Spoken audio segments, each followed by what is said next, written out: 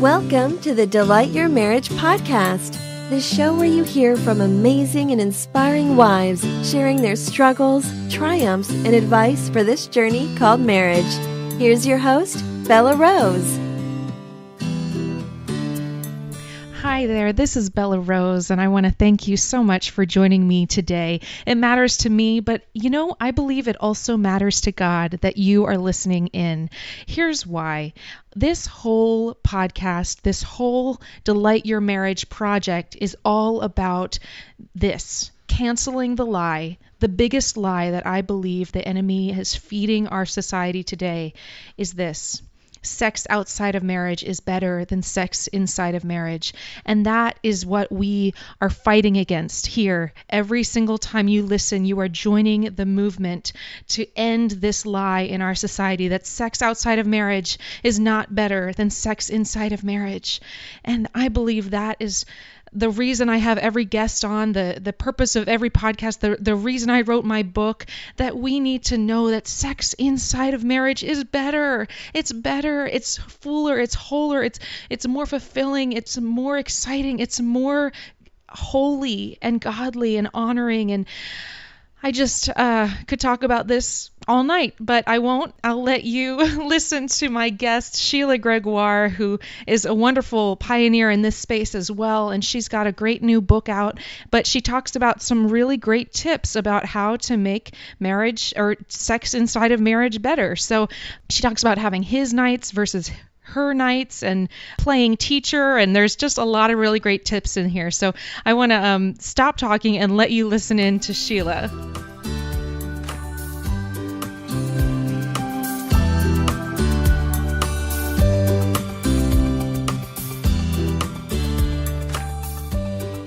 All right, welcome back, Delight Your Marriage listener. I'm really thrilled that you're here today with me and Sheila Gregoire, who this is actually her second time on the podcast. She was also with us in episode 46 and 47. So if you haven't listened to that yet, you want to go back and listen to it because it's really good stuff. Sheila gives so many insights. But today she's with us again. So hi, Sheila. Welcome. Hi, I'm glad to be here.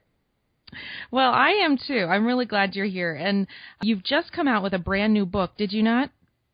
I did. It's 9 thoughts that can change your marriage because a great relationship doesn't happen by accident. And I'm really excited about it. It is a really good book, if I do say so myself. That's awesome. Is it too much to ask you what the 9 thoughts are? Well, maybe we can go over some of them, but the gist of it is I think that especially in Christian circles, we get a lot of pat answers of things that we feel will make our relationship better. Like if you're having trouble, just pray more. Or, if you're worried about your sex life, just do it. Or your husband is your soulmate and things like this. And while those things may be true in some circumstances, they're not necessarily true in all circumstances. And so we need to find ways of thinking a little bit differently about our marriage that can give us tools to actually change the marriage. Because a lot of our pet answers really make us rather passive. Like he's supposed to make you happy, so we're sitting there and waiting for him to make us happy. Or if you just pray, then God will make your marriage better. But we never talk about what we can actually do to make our marriage better. So that's what it's all about, is empowering women to actually get the relationship that they want. Okay, so it is for wives then. Yeah. Yes, okay. Primarily. Okay, yeah. Is it something that they can read together like a husband and wife, or it's more so for the wife? They certainly could, but it is more for the wife, yeah. Yeah. Think through. Mm-hmm. Well, what do you think is one of the major thoughts that really kind of is a perspective shifter that really can help a wife outside of the issues that she's having? I mean, could you give us one or two of them?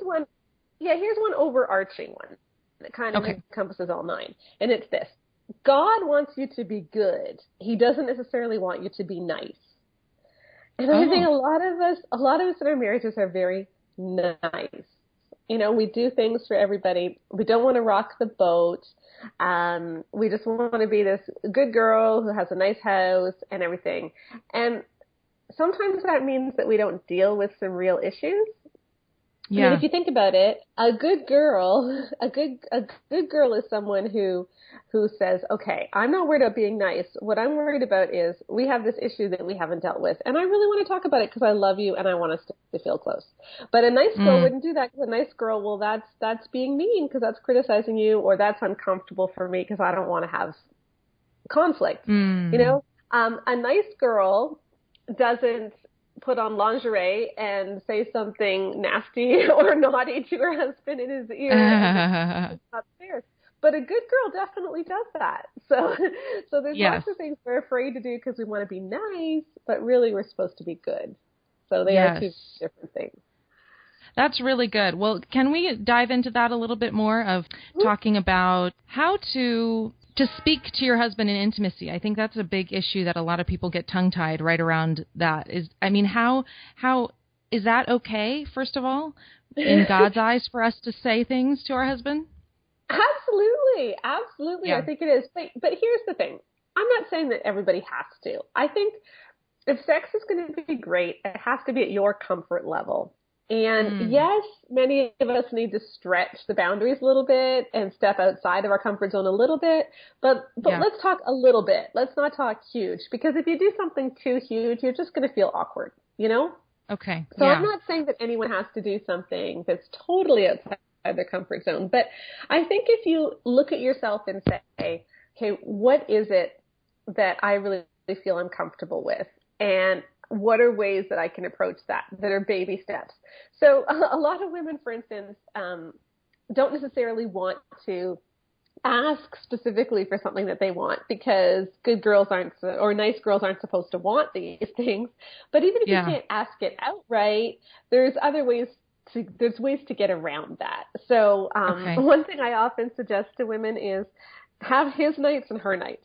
Okay, so like one Saturday night every month is his night, and one Saturday night every month is her night, and then all the other nights that you make love, it's just normal. Okay, but on his night, he's allowed, he can do the things that he really wants to do, and then on your night, you can do things that you really want to do, and it takes some of the pressure off, because on his night, he may want to be a little bit spicier, and you can go along with that because you're doing it for him. You see, so it kind of takes the emotional pressure off of you, because you can step outside your comfort zone because you're doing it for him. So you might not be comfortable doing that regularly, but as you're doing it for him, it becomes a little more fun, that kind of thing, for instance. Yeah. I like that a lot, because it also gives some equality of his nights and her nights. So it's not just, this is all about him, you've just got to be serving, or that kind of thing. Yeah, and maybe on your night you want to start with a 20-minute back massage. Like, go for it, Yes. Mm-hmm. Or another really fun game is to play teacher. He gets to teach you something that he wants you to learn how to do, or you get to teach him something that you want to learn how to do. And just that stepping outside of your normal roles can help some women be able to talk about things or try things more. So, sometimes even if you're uncomfortable asking, there's certain things that you can do that take away some of that feeling. Even giving him a coupon, like coupons for, one night a month I will do X, or one night a month you can ask me for whatever.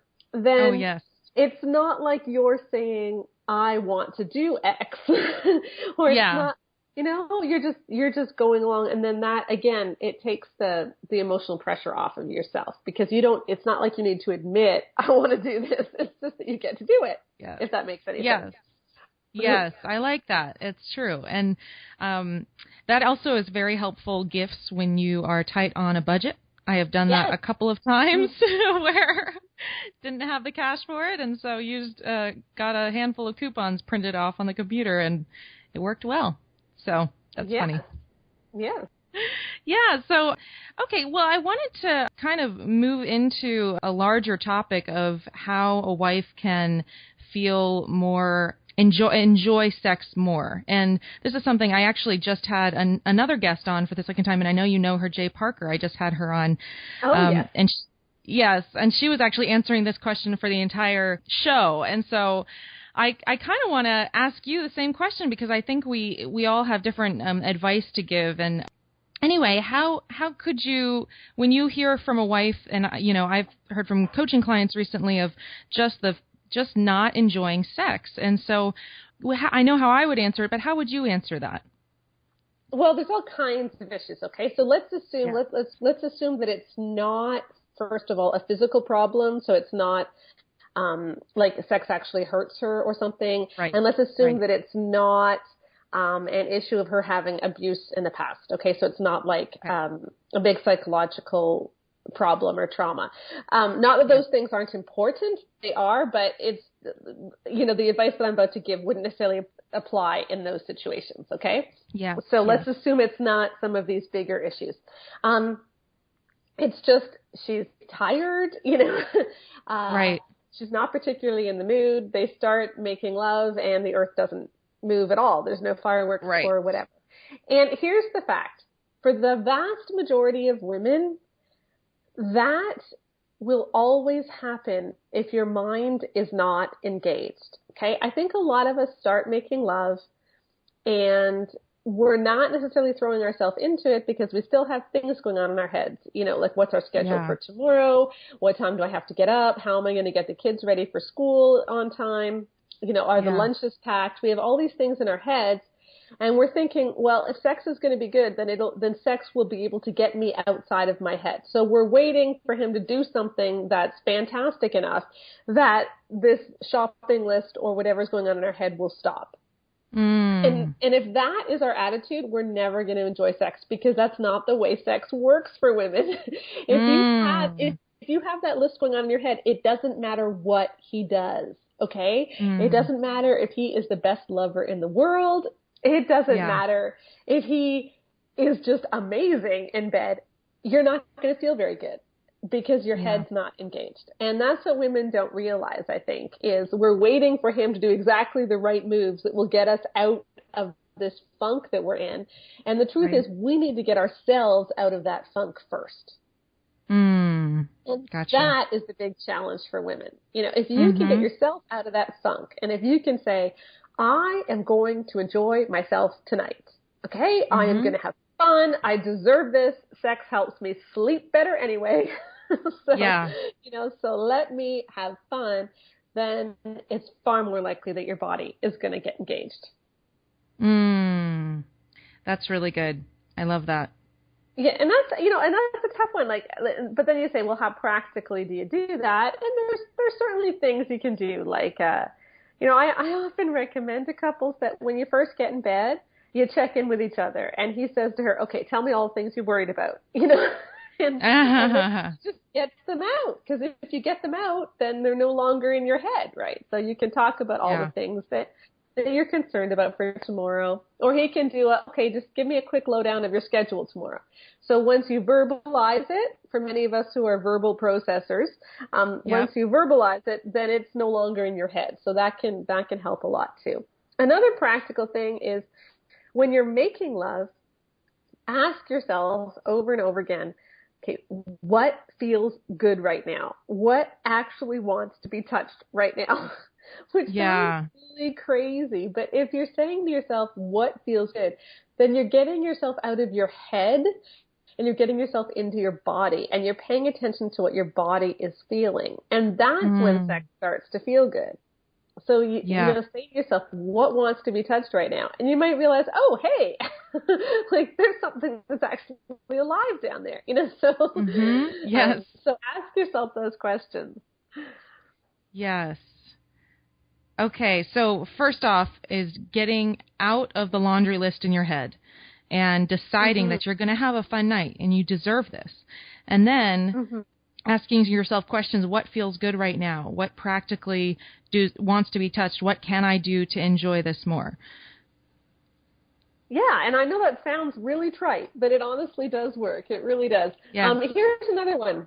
If you are the one who is more active, sex is likely to feel better. If you're lying there, again, waiting for him to make you feel good, it isn't as likely to happen. So, if you're the one to get totally practical, to climb up on top or to start things or whatever, then you're less likely to be in your head. If Yes, you're lying that's there, right. if you're lying there, you're more likely to be in your head. If you're active, you're less likely to be in your head. So, Yeah. even if there's certain positions that every woman has different positions that feel best, okay? And you might need to Yeah. end in a certain position, but that doesn't mean that you need to begin in a certain position. Mm-hmm. So if you begin in a more active position where you're controlling things a little bit more, again, you're more likely to get out of your head. Yes, I love that. Yeah, I agree with that so much. And also I was thinking that you were going to say active, like even being active in your real life of going to the gym or working out, that'll actually really help to make things Absolutely. feel better, right? Yes, and don't eat junk late at night. That Yeah. all of those sorts of things really do impact us as well. Yeah. Is But is you that know right? what? Yep. We all hear that, but none of us do it. I mean, we all hear you're supposed to go to the gym more, but even if I say that, people aren't going to do it. So let's get real here. Well, maybe it'll be that one straw that broke the back of like, oh my gosh, sex is going to get better if I work out more. Who knows? It might be something. Yeah, I love that. So, and how, the wife that's struggling with having an orgasm, is there some things that you could suggest that would help her? Oh, that's so hard. I really feel for people, and most women are there. Like most women are there at some point in their marriage. It's not like everybody is orgasmic right off the bat. They really aren't. And even after 10 years of marriage, there's still about 35% of women who very rarely orgasm during intercourse. So it's not like everybody's got this figured out except for those very few. So if you're one of the ones listening and you haven't got this figured out, you're so not alone. Okay. You're really not alone. Yeah. You're really not a freak, and there's nothing wrong with your body. Okay. It honestly can happen. It honestly can. But the problem is it's far less likely to happen when you're worried about it, which is just such a vicious circle. Yeah. Because the longer it doesn't happen, the more worried you get, the less likely it's going to happen. And then you start worrying about, am I worried about it? Because you're trying not to, it's just awful. So I really feel for those women.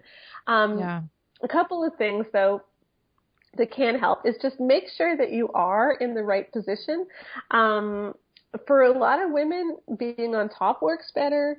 You got to remember that orgasm is mostly clitoral. It's not vaginal. And even when you're making love, like even during intercourse. And so you've got to find a way where you're still stimulated that way. So and the problem with the quote unquote missionary position is that you're not getting as much clitoral stimulation usually, but there is one thing you can do, which is just tilting your hips up.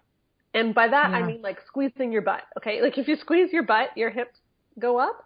And when you do that, you actually engage that part of your body. And a lot of people will put a pillow under their butt. That doesn't do the same thing. It doesn't do it because it's got to be a muscle thing.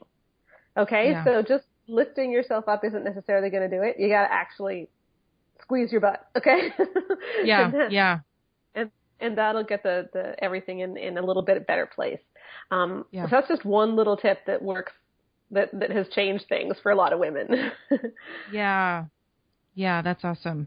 And if a wife has figured out, what works, how she orgasms, maybe there's a particular way that it happens. Do you think it's helpful for her to try to expand that, or just kind of go for what she knows? Does that make sense? Oh yeah, expand it if you want to, but I don't think if there's one particular thing that always works, there's no problem with always ending that way, but you can begin in other ways. And sometimes you might begin in a way and then it might work really well and you might end up ending that way too. But, yes. I don't think there's anything wrong with trying different things at the beginning. But there are a lot of women who really do only have orgasm in one position, and that's honestly okay. It honestly is okay. So. Yeah, right. I think that's a huge thing. I feel like we think that, my intimacy doesn't sound like someone else's, so, maybe there's something broken here. What would you say to that wife? Yeah, we all have different bodies. I mean, okay, look, I get so many emails, and, some women really like their breasts touched. Some women don't. And if you don't, it doesn't mean you're a freak. Okay? Right. It just means you might be sensitive in different areas. For some women, the only position that works is on top. For some women, the only position that works is on the bottom. It doesn't mean you're a freak. Right. Our bodies are all shaped differently. His body, is shaped differently. And sometimes the way that you work together is different. So there's nothing wrong with that at all.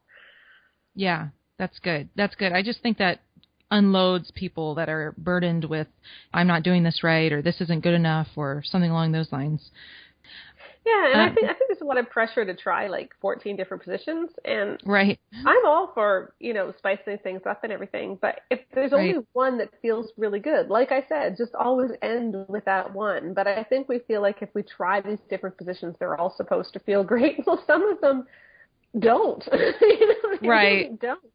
But, it can still be exciting to try something else, even if you don't finish that way. So, yeah, that's great. And so I want to ask you, what we talked about last time a little bit was about how a wife is not just, intimacies is not just physical. It's more about emotional and spiritual and these other kind of aspects of intimacy.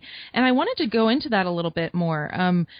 What does it mean to be spiritually intimate with your spouse? I define it as feeling like you're one. Like feeling like you really know each other and you're being completely vulnerable with each other. And that vulnerability certainly is physical, but there's other aspects to it too. And that's actually why makeup sex is a real thing, Like, because think about it. When are we often the most turned on? It's after we've had this huge conflict and you've been crying and you're just emotionally raw, but you've resolved something, like you've bared yourself, you've told him something that you haven't told him before, you've learned something else about him. And even if you were really angry for part of that, by the end, you just feel like, okay, we finally figured this out. And that's often when we get the most turned on. And it's because we've been so vulnerable, so this whole idea of emotional and spiritual vulnerability does feed in to physical attraction and arousal so much. It's all interconnected. And ironically, that's why, some of these couples who are like, oh, we're not going to kiss before we're married at all, but we're going to spend all this time holding hands praying. Well, that can be just as So I think people sometimes miss the connection between how, when we're emotionally and spiritually vulnerable together, how arousing that can be. Yes, that's really good. So it sounds like you would encourage spouses to pray together? Yeah, absolutely. But and I do, but sometimes I worry that people think spiritual intimacy means just being, reading sermons or something. Or praying. And that's not exactly what I mean. I really mean this idea of complete vulnerability and letting someone see who you really are. And the reason why prayer is so much a part of that is because we're opening ourselves up to God, and that makes us vulnerable, and we're showing God our true selves. And when we do that, that is very much making ourselves naked. And so that's why prayer is so much a part of spiritual intimacy, because it's so tied in to who we are and who we were created to be. So definitely pray, reading scripture together, talking together, sharing dreams, sharing goals, all of those things are so important. And I think when we think of sex as only a physical thing, we kind of forget how amazing it can be just, to really feel like you emotionally know someone and that you're on the same page and that you're really a team and you've accomplished something together. Like when you're there, often the physical is so much better. Yeah, that's really good. So for a wife, when she's thinking, okay, I want to get more intimate in these other ways, are there practical things you would suggest? I think we just need to talk more. Honestly, if people talk and laugh more, you can cover up such a multitude of problems, and you will feel better. Couples who are able to laugh together at least once a day do so much better. But you can't plan laughter, okay? You can't plan this is when we're going to connect or whatever, because laughter comes just out of time that you spent together that's low key. And a lot of us don't have those low-key times anymore because we're too busy or because of little kids running around. And so you've got to make sure that there's empty time in your schedule. And that's important just from a purely parenting standpoint too. You know, when you overschedule your family, there's no time just to connect with your kids. But that's, you know, so whether it's parenting or marriage, it's so important to have unscheduled time. And one thing my husband started doing when our children were very small, our kids are older now, they're 20 and they're 18, so they're all moved out.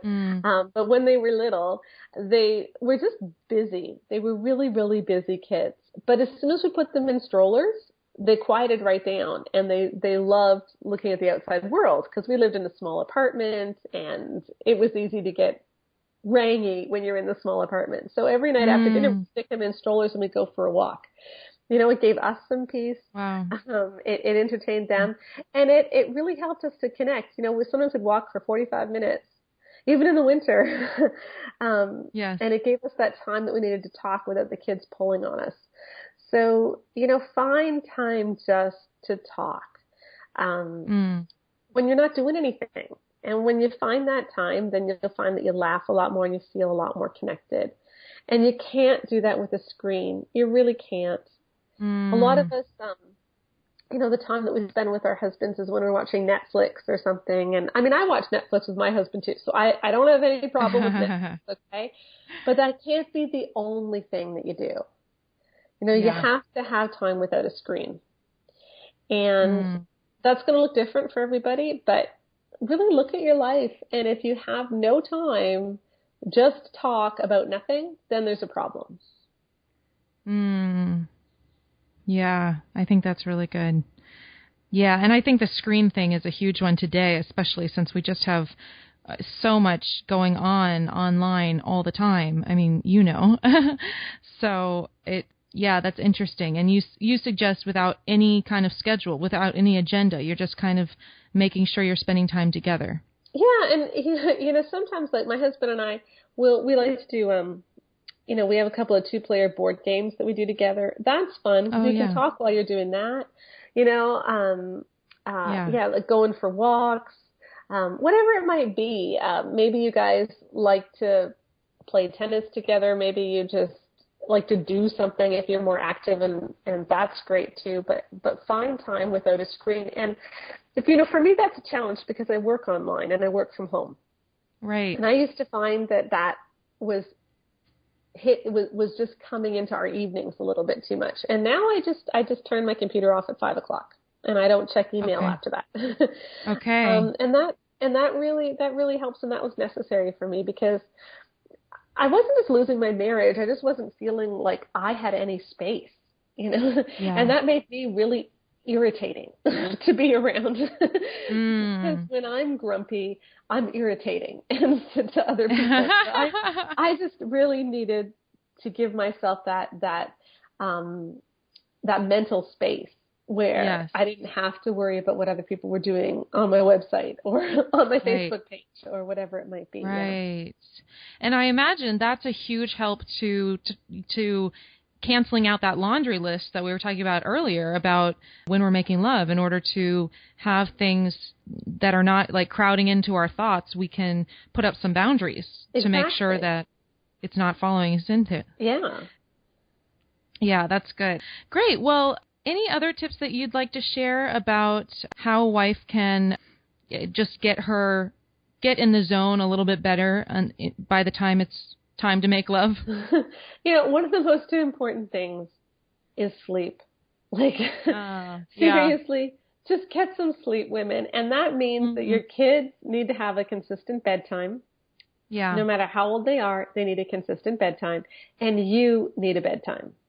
Okay? Adults need bedtimes too. I really think that sleep is probably one of the biggest marriage issues, and we don't realize it.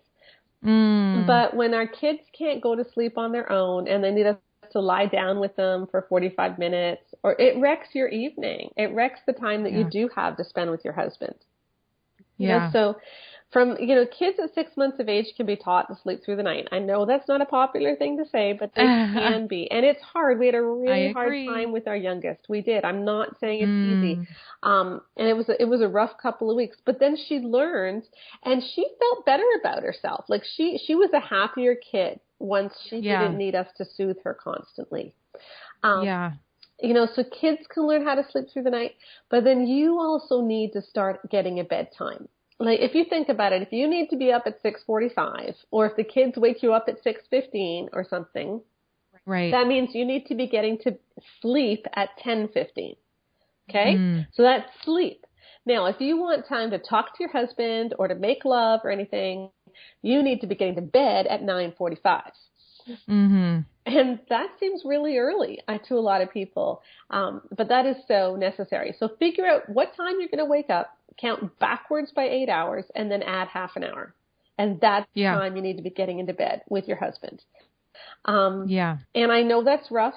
And one thing we found is like if my husband gets up really early for work and I had to adjust my schedule so that I was going to bed early with him. Even though it was really early. And so now I just wake up way earlier than I used to too, but I'm used to it now. So I think sleep is such an important issue and get to bed at a decent time. And that's hard with our screens because I think we all just get on our own individual computers or tablets or iPads and we stay up way later than we mean to most times. Yeah, and I'll definitely vouch for the bedtime. I've got an 8-month-old and a 2-year-old, and so they nap at the same time and they go to sleep at the same time. And by God's grace, it's worked out really well. But if you have that vision and some determination, it'll happen. Yeah, and it's hard. It's hard work. I'm not saying it's easy, and I know that a lot of people aren't comfortable with that. They like the idea of more unscheduled parenting, but you need your time at night. You just do, and you need your sleep, and your family will be happier for it. Yeah, I love that. So I'm really grateful for everything that you shared, Sheila. Well, thank you. This has been fun. Yeah, I really appreciate it. And can you give us a little bit more just about the new book, where they can find it, and also where they can connect with you online? Yeah, so it's 9 Thoughts That Can Change Your Marriage, and it talks a lot about just how we can make real changes in our marriage. So sometimes you don't have real major issues, but it's how we can be happier instead of waiting for him to make us happy. But sometimes if you do have major issues you have to deal with, then I walk you through a process of how you can do that too. So it's all about how to stay close and how to feel happy and in love no matter what you're walking through. And you can get that off of any online bookstore. It's in Barnes & Noble and regular Christian bookstores. And of course, you can always visit my blog at toLoveHonorAndVacuum.com. I update there almost every day, lots of marriage and sex stuff, and it's a lot of fun. So toLoveHonorAndVacuum.com. Awesome. And we'll also have this linked up in the show notes at Delight Your Marriage in case you want to go and click over there. Awesome, Sheila. Well, this has been wonderful. Thank you for everything. I really appreciate it. Well, thank you. You have a great day.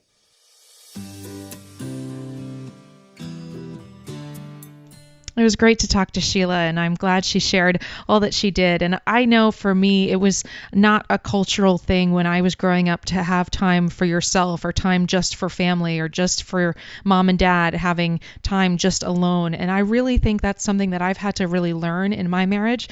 But I'm telling you, it is so helpful. So I'm really grateful for that tip, Sheila. And thank you so much for joining me today for the Delight Your Marriage podcast. I hope that you'll be joining me again next Tuesday to listen in. Okay, God bless you. I love you, and I'm praying for you and your marriage. Bye-bye. Thanks for joining. If you've been inspired by this show, would you help spread the word? If you take a moment to review and subscribe, others can find us more easily. Find out how at delightyourmarriage.com/iTunes. Until next time, live with love, wisdom, and passion.